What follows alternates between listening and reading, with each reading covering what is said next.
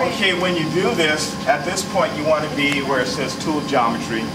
And if you notice, right here it says tool 7, which that's where we're at right now. So I'll jog, get close to the OD.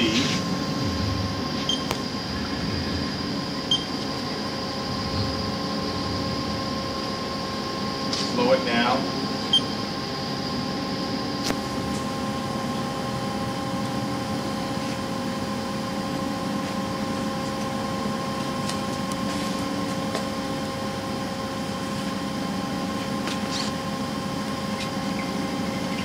Yeah, now we know we're touching. We can see chips. We can see a little groove around. Now, what I'm going to do, I'm going to back away.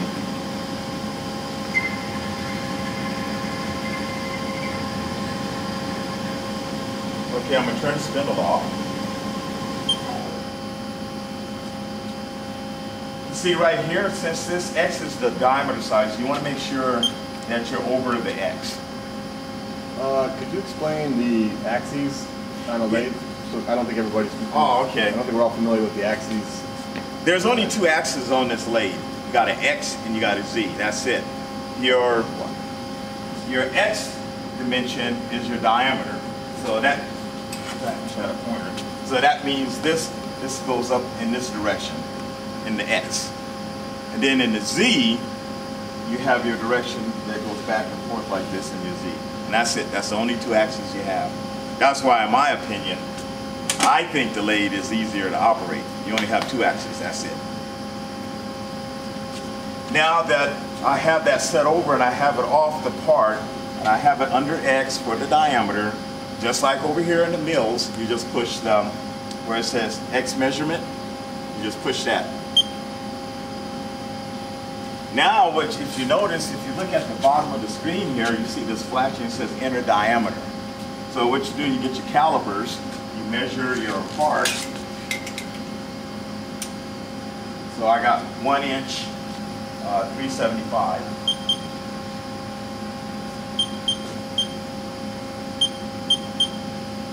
And then you push in. Now watch, if you look at this number, if you look at that number, watch what happens.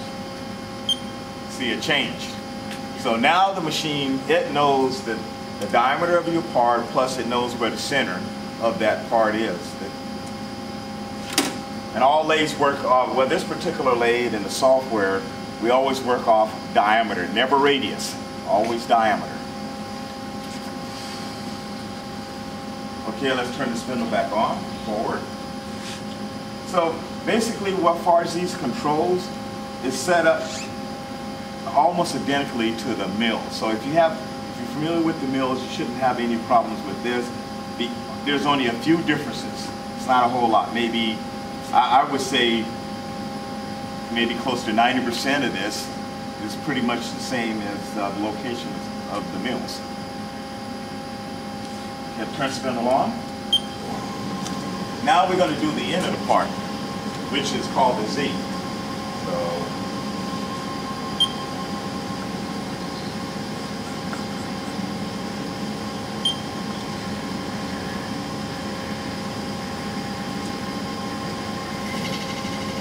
okay, now that it's touching, what we're going to do, we're going to clean up the face of it.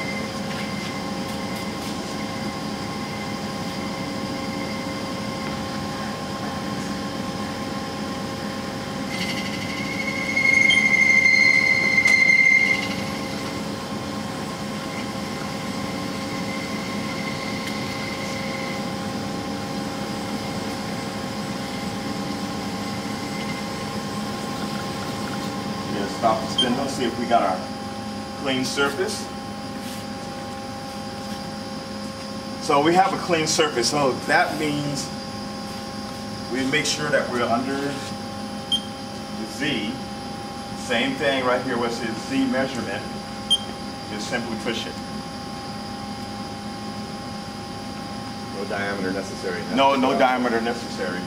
Now, in your program, you can also, when you do your lathe program, if you want to continue to take some more material off here in your program, you can put do a face routine in your program itself. If you want to take off like 10,000 or 40,000, whatever your amount you want to take off, you can put that in the program itself.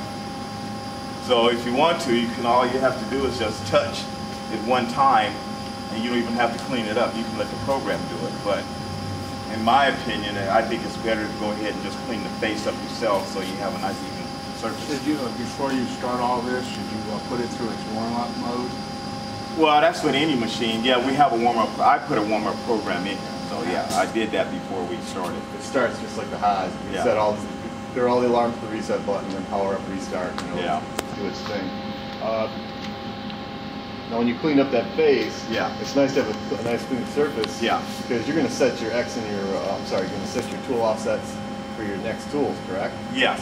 So when you set off of that particular Right. face, So with that, that's what we're going to go to next. So okay, any questions so far about how to set up this type of particular tool? Any questions? Okay. And it's always important before you send the machine back home. The machine has a default where it moves up to X first and then it goes to home. But I prefer you, the students right now, to get in a habit, just like you do over here in the mills with the Z, move the Z up manually out the way before you start pushing any buttons. So what we'll do, we'll move Z up out of the way. Then we come over to where it says G28. You have the same button on the mills. So what did it do? What was the first, did you see it? What was the first move it did? Moving the X. Right. And moving the Z. It has a default where it does it, but what I'm saying is you may go to another shop where they may not have a Haas lathe or some other type of lathe, and that may not be in there. So it's a good habit of moving it up out of the way.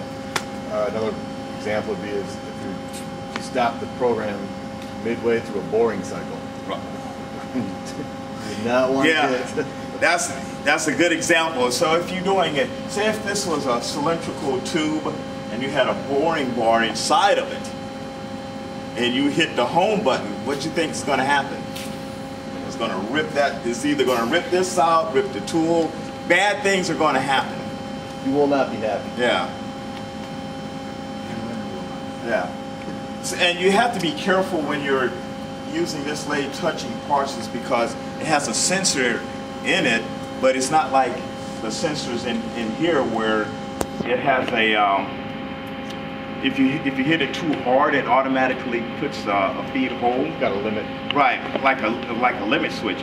If you hit this, everything, all these tools are rigid. It'll knock the carousel out of alignment.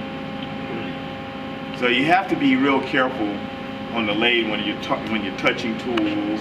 You don't want to go in too fast. So that's why you have to pay close attention to your tens, hundreds, and thousands when you're feeding into your part. If you're not familiar with what a button does, Right. don't hit it. Right. Okay, now we're going to go to our next tool. So we already learned how to do that. We go to MDI. We put in T2. And go, what was you say, forward? Yep. Either Reverse, way. either way. It'll take the shortest route to. Yeah. So we move to the next tool. We go back to our offset. And it says tool number 2, and that's where we want to be. Now, what I'm going to do now, this is for drills, reamers. And if you take a look at, see this type of holder right here? The ones with the, I don't know, Take a about to check. come and take a closer look. Which one are you looking at? Yeah, see those 3 holders? 1, 2, okay. 1, 2, 3. See those 3 holders that have the holes in the center of it? Now, those are the only type of holders you can use when you're talking about using drills, reamers, countersinks. And the reason why is this machine knows the exact center of that hole for the center of the chuck. So the nice thing about this is, let's go to, whenever you go to this offset page, make sure you push offset and then you push the hand jog button.